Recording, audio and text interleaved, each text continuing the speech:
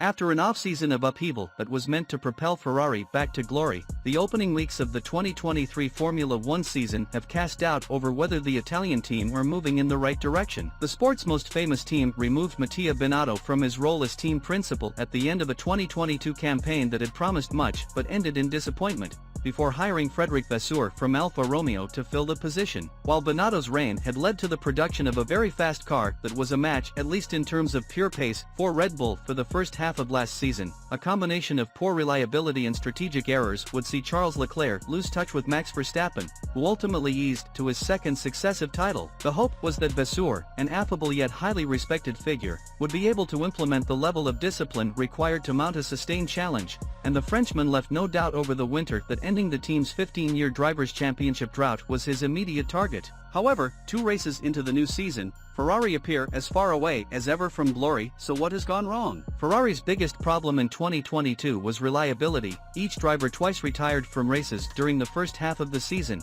which ultimately led the team to turn down their engines for the second half of the campaign, making them less competitive. In addition to the crucial loss of points from the DNFs, there would also be the knock-on impact of grid penalties from exceeding the allotted number of engine parts allowed for the season. The team's uncertainty over their reliability was further evidenced by both Leclerc and teammate Carlos Sainz being fitted with entirely new power units for the Saudi Arabian GP. Despite Ferrari's 2022 reliability issues, there was little doubt that when the engine was turned up, the F1-75 was very quick. There has so far been little to no evidence that the SF-23 is anywhere near as competitive. Before his retirement in Bahrain, Leclerc was heading for third place but was no match for the Red Bulls in front of him, while Sainz was overtaken by Aston Martin's Fernando Alonso, who ultimately took the final spot on the podium. There were plenty of excuses made both by and for Ferrari after the season's opener, with many onlookers suggesting the Bahrain circuit didn't suit the car and that they would be far more competitive in Saudi Arabia. With that in mind,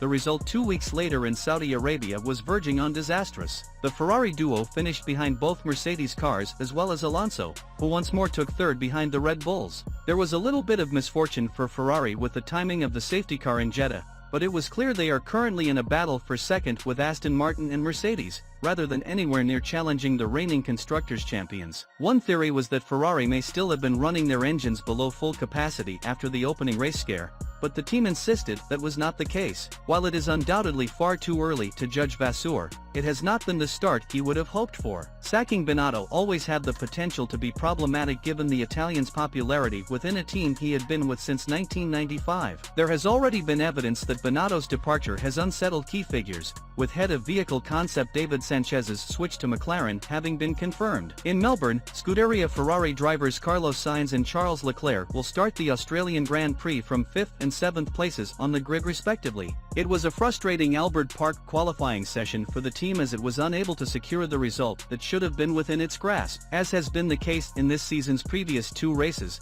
the final part of qualifying was played out in thousandths of a second. Carlos and Charles got through the first 2 elimination sessions with relative ease and made it to the top 10 shootout with 2 sets of new soft tires each. For his second run, it was agreed that Charles would not do a preparation lap, as there was very little time left, which secured him 7th place. Carlos encountered traffic on his preparation lap and had to slow down too much, thus losing tire temperature. He paid the price in turn 1 where he lost a few tenths of a second. He was able to improve a bit, being good enough for 5th, 3 tenths off second place and less than 2 off the second row. The race will be long and so there should be opportunities to move up the order.